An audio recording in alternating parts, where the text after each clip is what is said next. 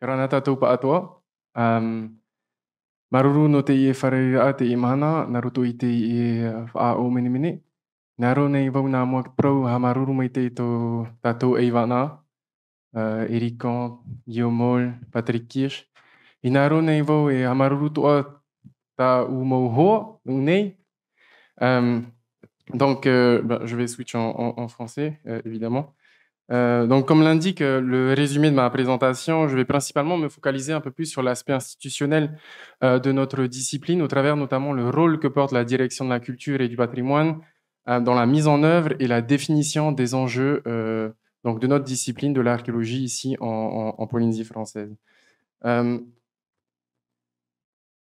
En Polynésie française, l'archéologie s'est écrite, l'histoire de l'archéologie s'est écrite en plusieurs chapitres. Et selon une chronologie assez inhérente, assez spécifique, comme partout d'ailleurs dans le monde, hein, de l'histoire institutionnelle du pays. Donc avec la création en juin 1979 du département archéologie au sein du musée de Tahiti et des îles, l'archéologie comme discipline à part entière, une et indivisible, s'inscrit pour la première fois dans une politique publique locale. À l'échelle de notre territoire, cette discipline nous a permis d'apporter des éléments de réponse, parfois à des pans entiers de questions qui sont parfois souvent laissées sans réponse. Le Fénois est devenu donc en cela, au fil des années, au fil des programmes, et ce depuis le début du XXe siècle, une véritable terre d'accueil pour les archéologues, mais de manière plus générale pour la discipline. Et pour accompagner sa mise en œuvre sur le territoire, la direction de la culture et du patrimoine apparaît un peu comme une figure de proue. Ce service administratif du pays placé sous la tutelle du ministère en charge de la culture est chargé d'une compétence générale en matière de patrimoine culturel, matériel et immatériel. Et donc en cela, elle pilote et met en œuvre les grandes orientations définies par le gouvernement de la Polynésie française dans son champ de compétences et donc en l'occurrence dans notre champ qui nous intéresse aujourd'hui, l'archéologie. À l'heure actuelle, la DCP est dirigée par Madame Joanie Cadousto, que je profite d'ailleurs de la remercier pour le support dont elle nous fait preuve à chaque fois. Et donc cette DCP compte parmi ses rangs quelque chose comme 30 agents et elle s'organise en différentes cellules, parmi lesquelles figure donc la cellule du patrimoine culturel, dans laquelle œuvrent actuellement 3 archéologues, avec parfois quelques stagiaires, et donc c'est notamment le cas cette année. Et donc ils forment ensemble le cœur technique de cette cellule et sont chargés, entre autres, de la gestion administrative et quotidienne du patrimoine archéologique. Et j'entends par là donc que ces agents sont chargés de l'instruction des demandes de travaux archéologiques sur le Fénois. À noter quand même que depuis 2021, et dans le cadre d'un programme de modernisation de l'administration, la DCP a entièrement dématérialisé ces formulaires afin de permettre en fait à tout un chacun de déposer une demande de travaux. Voilà. Ces agents sont également chargés du suivi des chantiers, quelle que soit la nature du chantier en question, de l'instruction des demandes d'exportation de matériel, qu'il s'agisse d'exportation à l'échelle du territoire, mais également à l'échelle mondiale. Ils sont également chargés donc des demandes d'autorisation d'occupation temporaire et enfin, évidemment, de la gestion de la base de données archéologiques, à savoir donc la carte archéologique du pays. Sur cette diapo, vous pouvez visualiser 2 diagrammes circulaires qui, je l'espère, donnent une perspective assez générale de l'état actuel de l'archéologie en Polynésie. Le cadre chronologique que vous voyez, donc 2009-2019, a été volontairement défini tel quel pour une raison particulière, c'est le fait qu'il fallait pouvoir en fait avoir une vision de l'archéologie sur une période assez stable, donc après 2008 et bien évidemment avant la crise Covid. Donc à ce stade, si l'on devait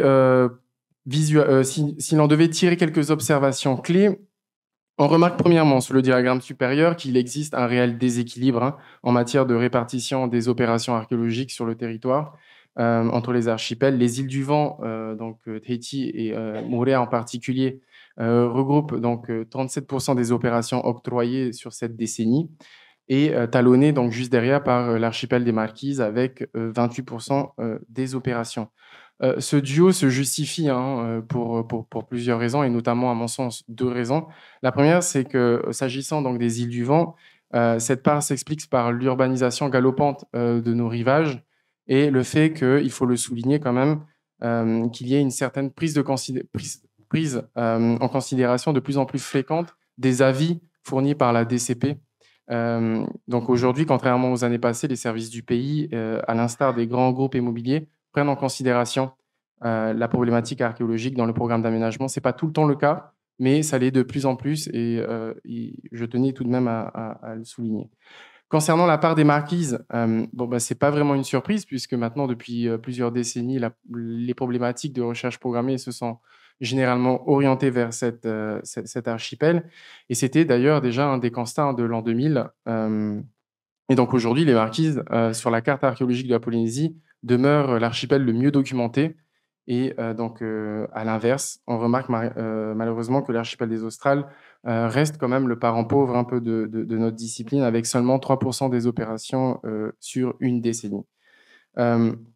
Sur le second diagramme, l'information clé à retenir, c'est l'importante part de l'archéologie préventive qui, contrairement aux années précédentes, commence à prendre de plus en plus de place dans le paysage local. Et ça, c'est notamment dû au phénomène d'urbanisation et au fait que, voilà, aujourd'hui, qu'il s'agisse donc du pouvoir public ou des particuliers, les gens prennent en considération de plus en plus cette notion archéologique.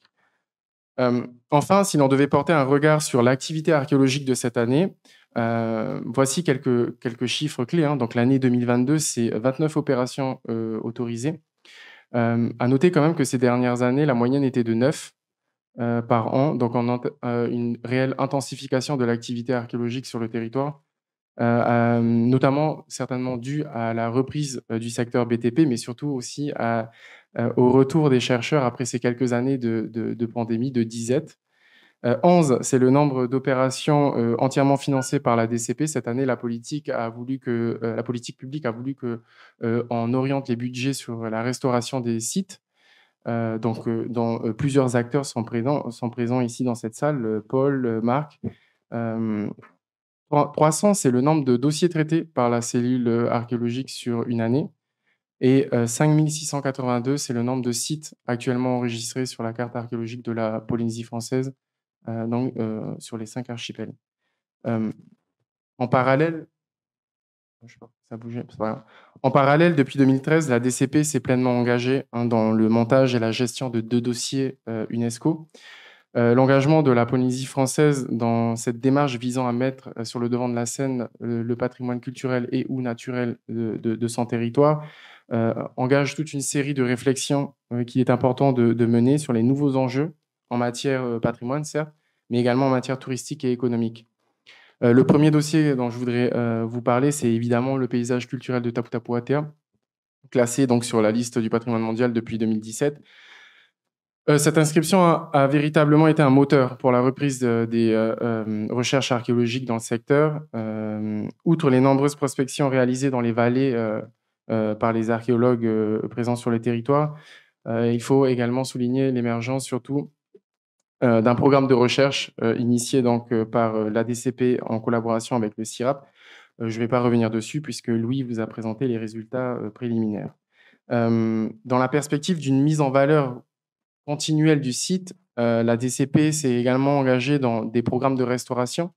Et donc, je voulais vous montrer un peu l'évolution visuelle de la grande pierre d'investiture qui est donc sur le Mare Haubiri, Te Papatea Uruvea.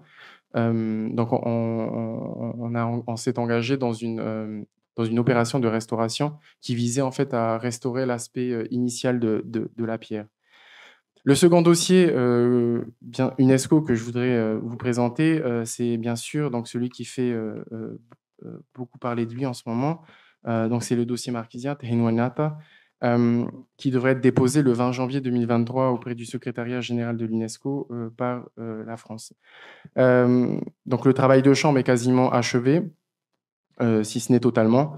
Et donc, à l'instar du cas de Tapu Tapu Atea, cette candidature va nécessairement grandement favoriser le financement de nouveaux programmes, puisque dans le plan de gestion qui a été donc produit, figurent notamment des objectifs tels que améliorer la connaissance et la préservation du patrimoine naturel et culturel de l'archipel. Vous constatez ainsi donc, que les dossiers de candidature à l'inscription sur le patrimoine mondial sont de véritables moteurs en matière de recherche, de programmes de recherche. Toutefois, en raison d'un faible effectif, ils sont souvent réalisés avec des partenariats avec d'autres institutions telles que le CIRAP, et autrement, les opérations sont complètement externalisées. Depuis peu, je vais très rapidement passer cette slide. Et depuis peu, et donc depuis surtout plusieurs années de silence éditorial, la DCP s'est engagée également dans la reprise de ces publications, et notamment donc avec en première ligne de mire, dans le cadre de notre discipline, les dossiers d'archéologie polynésienne. Vous avez quasiment tous participé à cette édition. Un grand merci. Vous avez d'ailleurs tous eu votre exemplaire. Lisez-le quand même. Et donc, la DCP a également donc édité d'autres ouvrages, bien sûr, celui de Naté Amontier Tétouanoui, qui relate 18 mythes avec une analyse ethno-accompagnée, dont la préface a été rédigée donc par Frédéric Torrent, et bien sûr des recueils de légendes. Je tenais en finale à vous présenter un des derniers projets portés par la cellule du patrimoine culturel. Il s'agit du programme de modélisation 3D des sites archéologiques. Ça va faire écho à la présentation de Émilie Donaldson. Ce programme s'inscrit en fait dans les restrictions de déplacement qui avaient été édictées dans le cadre de la crise Covid. Et aujourd'hui, ce jumeau numérique, établi grâce au LIDAR, tout simplement, offre la possibilité aux internautes locaux et internationaux de visiter de manière totalement numérique, virtuelle, les sites les plus emblématiques de notre territoire. À l'image du service de navigation virtuelle que l'on connaît tous, hein, Google Street View, le visiteur a la possibilité de cheminer sur le site, et bien qu'elle soit virtuelle, elle n'en demeure pas moins dynamique et immersive, puisqu'une bande sonore accompagne le visiteur. Et il a également, comme vous pouvez le voir, l'occasion de visualiser l'ensemble des panneaux. Au-delà de l'intérêt, évidemment, en termes de valorisation du patrimoine, ce programme vise également à fournir aux étudiants, professeurs d'école, archéologues et autres chercheurs un véritable outil de travail, puisque l'une des rubriques offre la possibilité aux visiteurs d'accéder à un modèle 3D du site, donc entièrement modélisé. Et ce relevé numérique apparaît ainsi comme un instrument d'analyse. Là, vous pouvez le voir sur le Maretata de Paaya, qui permet donc, entre autres, soit de mesurer des angles, de mesurer des surfaces, de mesurer des longueurs, des hauteurs, mais surtout aussi d'établir des profils, et ce, sans avoir besoin de se déplacer sur place. Ces technologies ouvrent une véritable ère pour la connaissance, la conservation et la diffusion des données archéologiques. Et donc, elles bouleversent quelque peu les pratiques et apparaît comme donc dans les nouveaux enjeux, notamment patrimoniaux et évidemment touristiques. Pour conclure, ces dernières années, la DCP s'est pleinement engagée en faveur de la discipline, au travers notamment plusieurs programmes qu'elle a menés soit en collaboration, soit seule. Et malgré qu'elle ait subi au fil des années une importante réduction de son personnel. Et donc, à l'avenir, elle entend étendre son réseau de partenaires avec des institutions scientifiques de la région. Et ces journées sonnent un peu comme une invitation à l'instauration du dialogue. Et donc, parmi les perspectives de notre discipline, il importe aujourd'hui de jeter un œil neuf aux problématiques des archipels. Je pense notamment aux Tuamotu qui subissent la montée des eaux et dont le patrimoine littoral est réellement menacé. Donc, il nous incombe aujourd'hui d'équilibrer la répartition des programmes de recherche dans l'optique d'enrichir l'histoire avec un grand H de notre Fénois, favorisant ainsi une approche holistique de notre discipline et non plus morcelée de notre territoire, pardon. Et enfin, comme beaucoup d'entre vous le savent très bien, nous venons tout juste d'entrer en période d'abondance. Matari Inya, les Pléiades donc, se sont donc levées. Donc, à l'image de cette constellation, puissent ces échanges nous être de bon augure pour l'avenir. Maruru Metei.